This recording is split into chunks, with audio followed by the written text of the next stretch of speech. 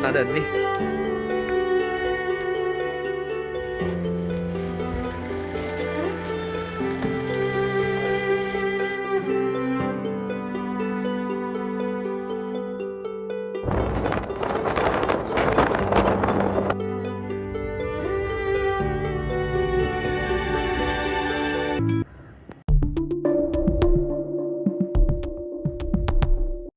කැලේක ඉඳලා ඇවිල්ලා කැලේට යන්න කැලේ පාරක් හොයාගෙන තියෙනවා කට්ටිය නම්. අලුත් පාර ගන්නත් බජට් නැහැ. පයින් යන බජට් එකක් ගන්නද? පයින් ගිහලා මහන්සි. හායි වික්ටෝරියා පාක් එහෙම ගිහින් ඇවිත් අපි දැන් මේ ලෑස්ති වෙන්නේ සඳතැන්න බලන්න යන්න. මේ පාරෙන් තමයි අපි ආවේ. සඳතැන්නේ කාර් පාකින් වලට පයින් යන දුරින් තමයි අපි නැවතිලා ඉන්න කොටේජ් එක තියෙන්නේ. පොඩි සීතල වැහි පොතයක් තිබුණට කාර් පාකින් එක අපිට නැවතිලා ඉන්න කොටේජ් එකට පෙවුන හින්දා අපි පයින්ම එතෙන්ට යන්න තීරණය කළා. සඳ වැටෙන ගම්මානය සඳතැන්න. මේ සඳතැන්න කියන ගම්මානය 1950 වගේ කාලයේදී නම් තිබිලා තියෙන්නේ දැඩි වනාන්තරයක් සහ කඳු සහිත ප්‍රදේශයක් කියනවා.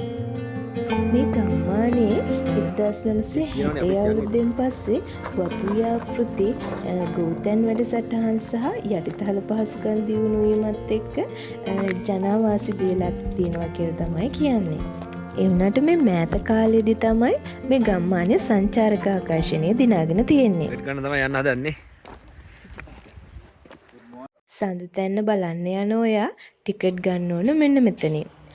දේශීය වැඩිහිටියෙක්ට රුපියල් 80කුත් පොඩි ළමයෙක්ට රුපියල් 30ක වගේ මුදලකුත් තමයි වෙන්නේ. එන්ට්‍රන්ස් ටිකට් එතනින් අරගෙන සෆාරි ජීප් එකට සල්ලි දෙන්න ඕන මෙතනින්. සෆාරි ජීප් එකකට රුපියල් 3000ක් වගේ මුදලක් තමයි වෙන්නේ.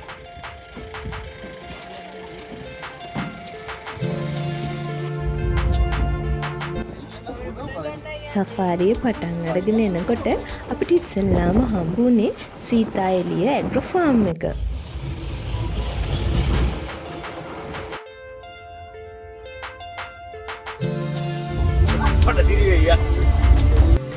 සඳතැන්න ටිකට් කවුන්ටර් එකේ ඉඳන් අපිට සෆාරි ජිප් එකේ කිලෝමීටර් 5ක වගේ දුරක් යන්න තියෙනවා. සීතල මීදුම් මැද්දෙන් අපි තවත් හරි අපූර්ව සෆාරියක් තමයි මේ යන්නේ.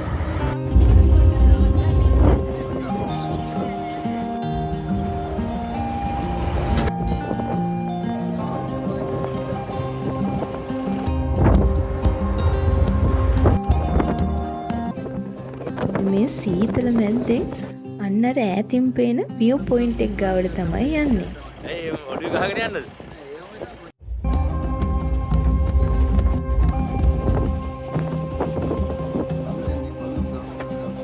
මේ යන අතරමඟ තියෙන්නේ වගාබිය. මේ දවස්වල නම් අස්සෙන් නෙලාගෙන තමයි තියෙන්නේ.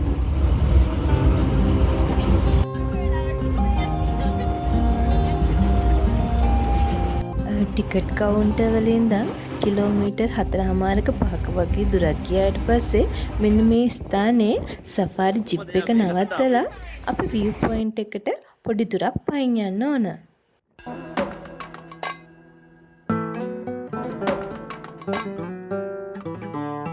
මේ ස්ථානයේ විශේෂත්වයක් තමයි අපිට අංශක 360ක view එකක් බලා ගන්න පුළුවන් වෙනවා.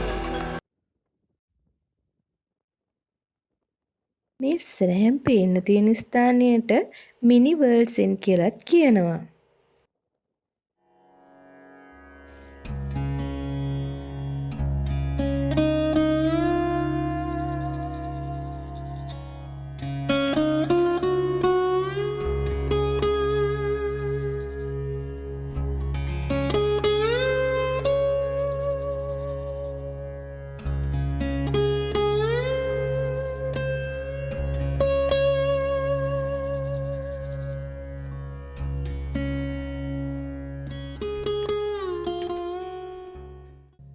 මේ ස්ථානයට එන ඔයාට ලංකාවේ උසම කඳු 9ක් බලා ගන්න පුළුවන්.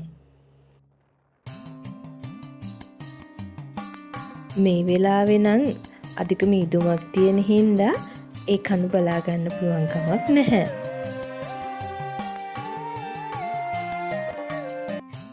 මේ view point එකේ උඩ බිත්තිවල කඳු තියෙන දිශාවන් වලට ඊතල දාලා ඒ කඳු මොනවාද කියලා පෙන්වලා තියෙනවා.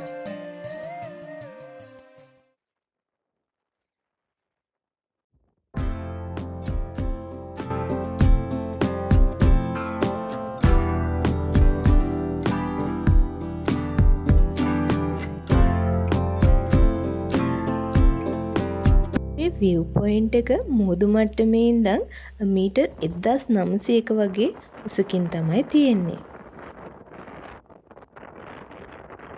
අම්මෝ මෙතන මාරම හුළඟක් තියෙන්නේ. ඒ වගේම ගොඩක් සීතලයි.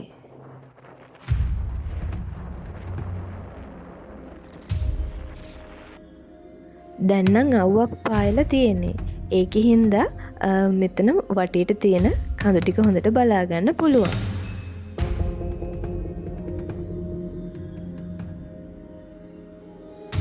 ඔයා මේ ස්ථානෙට එනවා නම් උදේ 8 ඉඳන් හවස 4:00 වගේ කාලේ තමයි ඔයාට මෙතෙන්ට එන්න විවෘතව තියෙන්නේ. ඔයා මෙතෙන්ට එනවා නම් උදේ පාන්දරට හරි හවසට හරි වගේ આવොත් ලස්සන view එකක් බලා ගන්න පුළුවන්.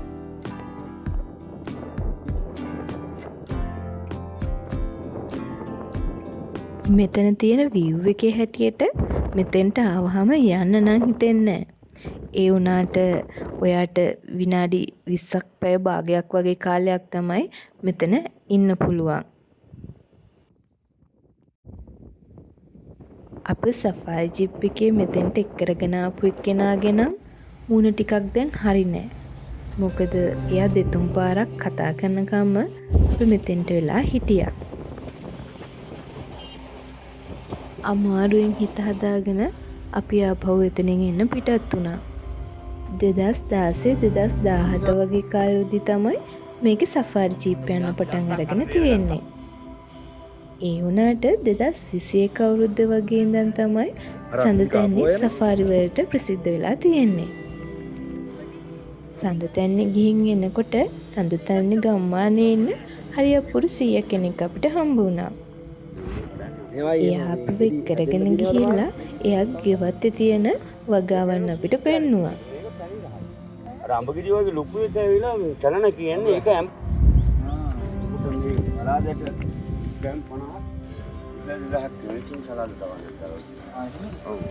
කැරට්ටට අරක හයිබ්‍රිඩ් එකක්. ඒකේ ග්‍රෑම් 100 15000ක්. ග්‍රෑම් 100ක්. 100ක්. 8ද? 8 ග්‍රෑම් 100. 8 ග්‍රෑම් 100. හරි.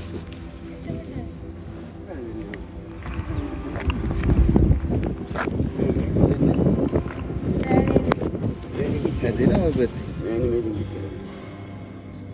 අන්නේ ඉත දෙයක් දෙන්න ඕන. මොනවාද? ඩේස් මේක තමයි සුපර් ඩේස්. ඩේස් ඉනේ. ඔව්. සුපර් ඩේස් ඕක. මේ මොනවාද? ඒ කියන්නේ පැල වගේද? කොළ කියන්නේ මේ ඒක තමයි ඒක තමයි.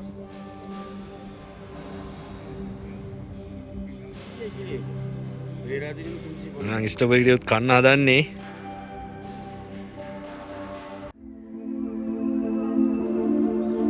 කට්ටිය නැවතත් මල් බලන්න ඇවිල්ලා ඉන්නේ. මේ මලේ නම දන්නේ නැත් කමෙන්ට් කරන් යන්න නේද?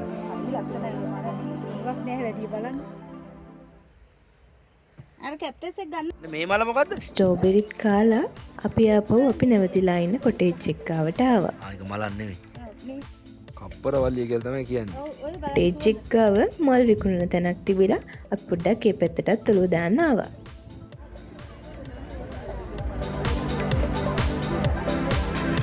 අවස්සලා සීතලේ ඉන්න ගමන් තේ එකක් එහෙම බීලා යන ක්‍රිකට් ලේක් එක පැත්තට අපි ආවා. නුවරඑළියෙන් හෙට අපි ආයෙමත් ගෙදර යන්න පිටත් වෙනවා. හෙට අපි නුවරඑළියෙන් ඉඳන් ගෙදර යන්නේ තවත් සුන්දර මාර්ගයකින්.